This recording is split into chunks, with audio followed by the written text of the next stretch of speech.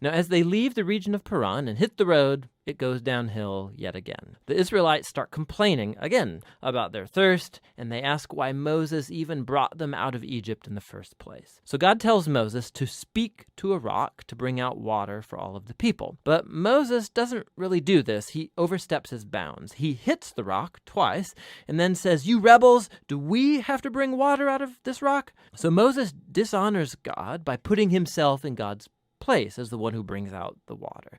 And so Moses brings down on himself the same fate as the wilderness generation. He too will die in the desert and never get to enter the promised land. Numbers 18. So the Lord said to Aaron, "You and your sons and your father's house with you shall bear iniquity connected with the sanctuary, and you and your sons with you shall bear iniquity connected with your priesthood. And with you bring your brothers also, the tribe of Levi, the tribe of your father, that they may join you and minister to you while you and your sons with you are before the tent of the testimony. They shall keep guard over you and over the whole tent, but shall not come near to the vessels of the sanctuary or to the altar, lest they and you die. They shall join you and keep guard over the tent of meeting for all the service of the tent, and no outsider shall come near you. And you shall keep guard over the sanctuary and over the altar, that there may never again be wrath on the people of Israel. And behold, I have taken your brothers the Levites from among the people of Israel. They are a gift to you, given to the Lord, to do the service of the tent of meeting. And you and your sons with you shall guard your priesthood for all that concerns the altar and that is within the veil, and you shall serve. I give your priesthood as a gift, and any outsider who comes near shall be put to death." Then the Lord spoke to Aaron, "Behold, I have given you charge of the contributions made to me, all the consecrated things of the people of Israel. I have given them to you as a portion, and to your sons as a perpetual due. They shall be yours of the most holy things, reserved from the fire, every offering of theirs, every grain offering of theirs, and every sin offering of theirs, and every guilt offering of theirs which they render to me shall be most holy to you and to your sons. In a most holy place shall you eat it. Every male may eat it. It is holy to you. This also is yours, the contribution of their gift, all the wave offerings of the people of Israel. I have given them to you, and to your sons and daughters with you, as a perpetual due. Everyone who is clean in your house may eat it. All the best of the oil, and all the best of the wine and of the grain, the firstfruits of what they give to the Lord, I give to you. The first ripe fruits of all that is in their land which they bring to the Lord shall be yours. Everyone who is clean in your house may eat it. Every devoted thing in Israel shall be yours.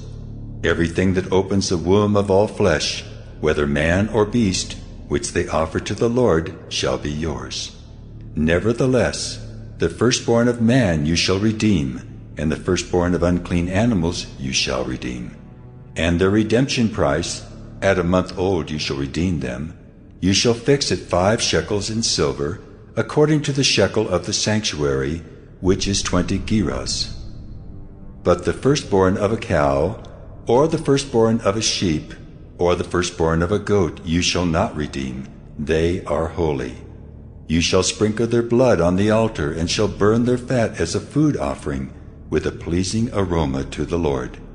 But their flesh shall be yours, as the breast that is waved, and as the right thigh are yours. All the holy contributions that the people of Israel present to the Lord, I give to you and to your sons and daughters with you as a perpetual due. It is a covenant of salt forever before the Lord for you and for your offspring with you." And the Lord said to Aaron, "You shall have no inheritance in their land, neither shall you have any portion among them. I am your portion and your inheritance among the people of Israel. To the Levites I have given every tithe in Israel for an inheritance, in return for their service that they do, their service in the tent of meeting. So that the people of Israel do not come near the tent of meeting, lest they bear sin and die. But the Levites shall do the service of the tent of meeting, and they shall bear their iniquity. It shall be a perpetual statute throughout your generations, and among the people of Israel they shall have no inheritance. For the tithe of the people of Israel, which they present as a contribution to the Lord, I have given to the Levites for an inheritance. Therefore I have said of them that they shall have no inheritance among the people of Israel. And the Lord spoke to Moses, saying, Moreover, you shall speak and say to the Levites, When you take from the people of Israel the tithe that I have given you from them for your inheritance, then you shall present a contribution from it to the Lord, a tithe of the tithe. And your contribution shall be counted to you as though it were the grain of the threshing floor, and as the fullness of the winepress. So you shall also present a contribution to the Lord from all your tithes, which you receive from the people of Israel. And from it you shall give the Lord's contribution to Aaron the priest. Out of all the gifts to you, you shall present every contribution due to the Lord. From each its best part is to be dedicated. Therefore you shall say to them, When you have offered from it the best of it, then the rest shall be counted to the Levites as produce of the threshing floor, and as produce of the winepress, and you may eat it in any place, you and your households, for it is your reward in return for your service in the tent of meeting. And you shall bear no sin by reason of it, when you have contributed the best of it. But you shall not profane the holy things of the people of Israel, lest you die. Numbers 19. Now the Lord spoke to Moses and to Aaron, saying, This is the statute of the law that the Lord has commanded. Tell the people of Israel to bring you a red heifer, without defect, in which there is no blemish, and on which a yoke has never come. And you shall give it to Eleazar the priest, and it shall be taken outside the camp and slaughtered before him. And Eleazar the priest shall take some of its blood with his finger, and sprinkle some of its blood toward the front of the tent of meeting 7 times. And the heifer shall be burned in his sight. Its skin, its flesh, and its blood, with its dung shall be burned. And the priest shall take cedar wood and hyssop and scarlet yarn, and throw them into the fire, burning the heifer. Then the priest shall wash his clothes and bathe his body in water, and afterward he may come into the camp. But the priest shall be unclean until evening. The one who burns the heifer shall wash his clothes in water, and bathe his body in water, and shall be unclean until evening. And a man who is clean shall gather up the ashes of the heifer, and deposit them outside the camp in a clean place, and they shall be kept for the water for impurity for the congregation of the people of Israel. It is a sin offering. And the one who gathers the ashes of the heifer shall wash his clothes and be unclean until evening, and this shall be a perpetual statute for the people of Israel, and for the stranger who sojourns among them. Whoever touches the dead body of any person shall be unclean 7 days. He shall cleanse himself with the water on the 3rd day and on the 7th day, and so be clean. But if he does not cleanse himself on the 3rd day and on the 7th day, he will not become clean. Whoever touches a dead person, the body of anyone who has died, and does not cleanse himself, defiles the tabernacle of the Lord, and that person shall be cut off from Israel. Because the water for impurity was not thrown on him, he shall be unclean. His uncleanness is still on him. This is the law when someone dies in a tent. Everyone who comes into the tent and everyone who is in the tent shall be unclean 7 days. And every open vessel that has no cover fastened on it is unclean. Whoever in the open field touches someone who was killed with a sword, or who died naturally, or touches a human bone or a grave, shall be unclean 7 days. For the unclean they shall take some ashes of the burnt sin offering, and fresh water shall be added in a vessel. Then a clean person shall take hyssop and dip it in the water and sprinkle it on the tent and on all the furnishings and on the persons who were there and on whoever touched the bone or the slain or the dead or the grave. And the clean person shall sprinkle it on the unclean on the 3rd day and on the 7th day. Thus on the seventh day he shall cleanse him, and he shall wash his clothes, and bathe himself in water, and at evening he shall be clean. If the man who is unclean does not cleanse himself, that person shall be cut off from the midst of the assembly, since he has defiled the sanctuary of the Lord. Because the water for impurity has not been thrown on him, he is unclean, and it shall be a statute forever for them. The one who sprinkles the water for impurity shall wash his clothes, and the one who touches the water for impurity shall be unclean until evening. And whatever the unclean person touches shall be unclean, and anyone who touches it shall be unclean until evening. Numbers 20. And the people of Israel, the whole congregation, came into the wilderness of Zin in the first month, and the people stayed in Kadesh. And Miriam died there and was buried there.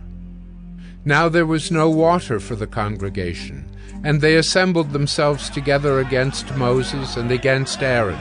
And the people quarreled with Moses and said, "Would that we had perished when our brothers perished before the Lord! Why have you brought the assembly of the Lord into this wilderness? That we should die here, both we and our cattle?" And why have you made us come up out of Egypt to bring us to this evil place? It is no place for grain or figs or vines or pomegranates, and there is no water to drink. Then Moses and Aaron went from the presence of the assembly to the entrance of the tent of meeting and fell on their faces. And the glory of the Lord appeared to them. And the Lord spoke to Moses, saying, "Take the staff and assemble the congregation, you and Aaron your brother, and tell the rock before their eyes to yield its water. So you shall bring water out of the rock for them, and give drink to the congregation and their cattle." And Moses took the staff from before the Lord, as he commanded him.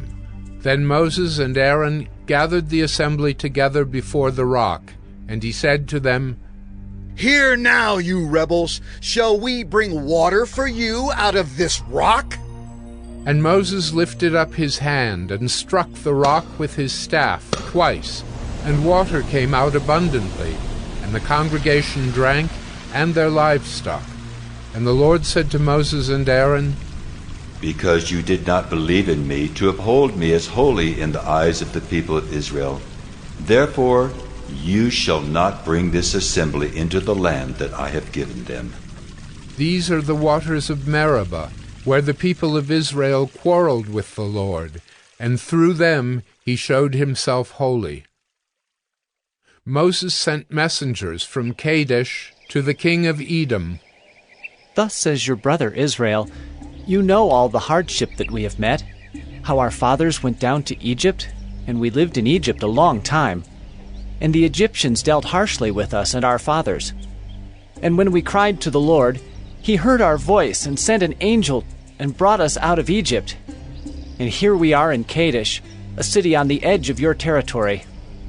Please let us pass through your land. We will not pass through field or vineyard or drink water from a well. We will go along the king's highway. We will not turn aside to the right hand or to the left until we have passed through your territory."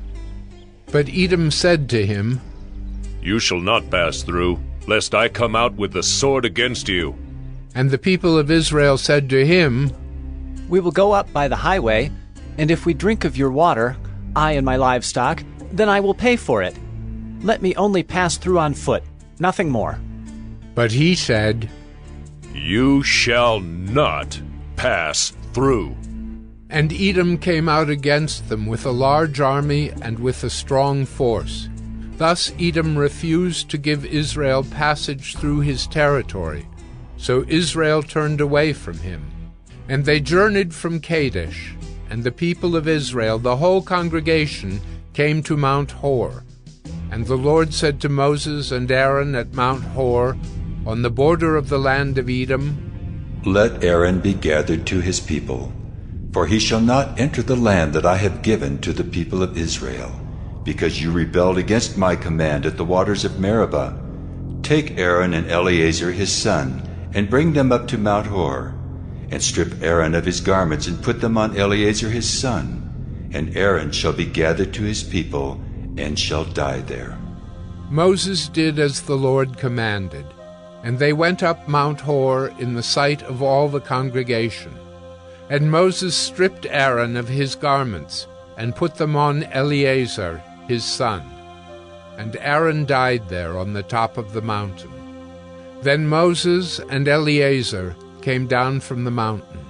And when all the congregation saw that Aaron had perished, all the house of Israel wept for Aaron 30 days.